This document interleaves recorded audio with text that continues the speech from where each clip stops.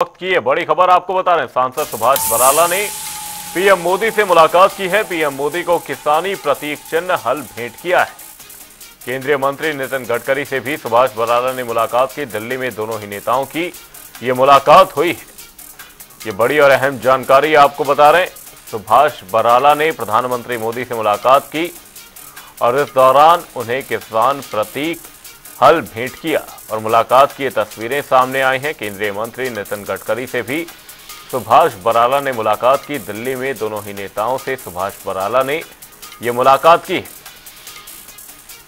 बड़ी और अहम जानकारी दिल्ली से सामने आ रही है। पीएम मोदी को किसानी प्रतीक हल भेंट किया है। वहीं केंद्रीय मंत्री नितिन गडकरी से भी सुभाष बराला की मुलाकात देखी गई। दिल्ली में दोनों ही नेताओं ने ये मुलाकात की और मुलाकात की ये तस्वीरें सामने हैं।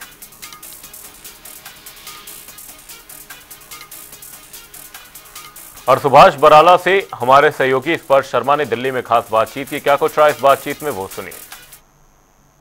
बीजेपी राज्यसभा सांसद सुभाष बराला जी हमारे साथ बात करने के लिए मौजूद है। प्रधानमंत्री नरेंद्र मोदी से एक अहम मुलाकात हुई है। किन विषयों पर सर चर्चा रही? क्योंकि हमने देखा कि किसानी का प्रतीक आपने हल भी जो है उन्हें आज जो है भेंट किया है। देखिए, आज प्रधानमंत्री जी से मैं उनका आशीर्वाद लेने गया था, उनसे शिष्टाचार भेंट करने गया था। तो प्रधानमंत्री जी तो हमेशा कैसे अच्छा काम करे, सांसद की भूमिका हो, इसके ऊपर उनका फोकस रहता है और इसी बात को उन्होंने ध्यान भी करवाया है। और आज मैं, क्योंकि हम किसान हैं, तो किसान का जो खेती का एक हमारा सबसे बड़ा औजार होता है हल, वो एक मैं भेंट स्वरूप प्रधानमंत्री जी के पास लेकर के गया था। तो बड़ा अच्छा लगता है उनको भी, प्रधानमंत्री जी को भी। बड़ी अच्छी भेंट आज प्रधानमंत्री जी के साथ हुई है। सर, आप दिल्ली दौरे पर है, लगातार आज जो कई अहम मुलाकातें हो रही है। जगदीप धनखड़ से मुलाकात की बात की जाए, पिछले दिनों आपने केंद्रीय सड़क परिवहन मंत्री नितिन गडकरी से भी मुलाकात की थी सड़कों की परियोजनाओं को लेकर, क्या कहेंगे? देखिए, ये भेंट और ये मुलाकातें लगातार चलती रहती हैं और आगे भी चलती रहेंगी। और जहाँ तक नितिन गडकरी जी से मैं 2 दिन पहले मिला था, तो हमारा जो 148B नेशनल हाईवे है, जो सुरेवाड़ा चौक से टोहाना विधानसभा में आता है और फिर पंजाब बॉर्डर को आगे टच करता हो पंजाब में निकल जाता है, वो टोहाना शहर के बीच से गुजरता है। और बीचों बीच गुजरने से ट्रैफिक ज़्यादा होने के कारण से जाम की स्थिति रहती है। तो मैंने आग्रह किया है और मैं रिक्वेस्ट करके आया हूँ माननीय नितिन गडकरी जी से, और उन्होंने मुझे आश्वासन दिया है कि आपकी इस जो यातायात का जो बड़ा है, ट्रैफिक बड़ा है, जाम की समस्या, इसका समाधान करने के लिए उन्होंने बाईपास बनाने के लिए कंसल्टेंसी एजेंसी जो होती है उसको टेंडर देने की बात बहुत जल्दी कही है कि इसका टेंडर हो जाएगा। और जब उसकी रिपोर्ट आ जाएगी तो बहुत जल्दी टोहाना में जो 148B नेशनल हाईवे है उसके ऊपर बाईपास बनने का मार्ग प्रशस्त हो जाएगा।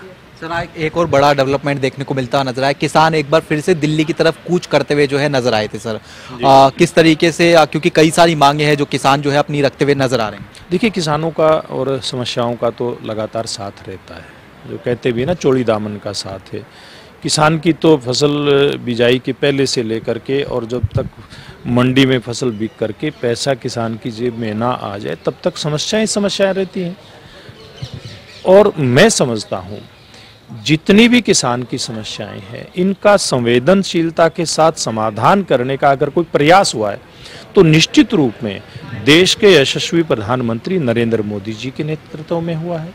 और हरियाणा में पूर्व में मनोहर लाल जी मुख्यमंत्री थे, उन्होंने तो जो फसल, मनोहर लाल जी के समय की मैं बात बताना चाहूँगा, MSP पर नहीं खरीदी जाती थी सरकारी एजेंसी के, उसके ऊपर भावांतर भरपाई तक देने का काम किया है। और हमारे नए मुख्यमंत्री नायब सैनी जी ने तो ये घोषणा कर दी थी कि हम सभी हरियाणा की फसलों को MSP के ऊपर खरीदने का काम करेंगे। तो ये किसान भाइयों को मैं इसलिए ये बात आपके माध्यम से बताना चाहता हूँ कि सरकारों की और राजनीतिक दलों की मंशा समझनी चाहिए। एक तरफ हमारी पार्टी की और हमारी सरकारों की मंशा है, दूसरी तरफ जो लोग किसानों को भड़काते हैं, उकसाते हैं, जो राजनीतिक दल हैं, वो लोग लंबे समय तक हरियाणा में भी देश के अंदर सत्ता में रहे। उन्होंने किसान के लिए क्या किया? आज कांग्रेस पार्टी के सांसद, हरियाणा के सांसद भी उसमें शामिल हैं। दीपेंद्र हुड्डा के नेतृत्व में कई सांसदों ने वो उनके पिताजी हरियाणा के अंदर मुख्यमंत्री थे। आप लोगों ने क्या किया भाई, बताओ तो जरा, आप लोगों ने क्या किया हरियाणा में और हमारी सरकार ने क्या किया? देखिए, ये किसान आज समझ गया है, और किसान समझ गया इसलिए उन लोगों को सत्ता से तीसरी बार भी हरियाणा के किसान ने बाहर रखा है। इसलिए मैं किसानों से भी ये अपील करना चाहूँगा कि उन्होंने बड़ा एक अच्छा कदम उठाया है, अपने दिल्ली मार्च को, दिल्ली कूच को स्थगित किया है।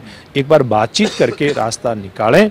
ये राजनीतिक दल और राजनीतिक लोग तो अपनी राजनीतिक रोटियां सेकने के लिए किसान भाइयों का प्रयोग, उपयोग करना पहले भी इन्होंने किया है, आगे भी करना चाहेंगे। इसलिए इनसे बच करके अपने मुद्दे का समाधान करें। केंद्र और प्रदेश सरकार जो कर सकती है किसान के लिए, किया भी और करने के लिए भविष्य में तैयार भी है। हमारे साथ में बात करने के लिए राज्यसभा सांसद सुभाष बराला जी थे। जनता टीवी से तमाम मसलों को लेकर खास बातचीत कर रहे थे। कैमरा पर्सन मोहित के साथ स्पर्श शर्मा, जनता टीवी, दिल्ली।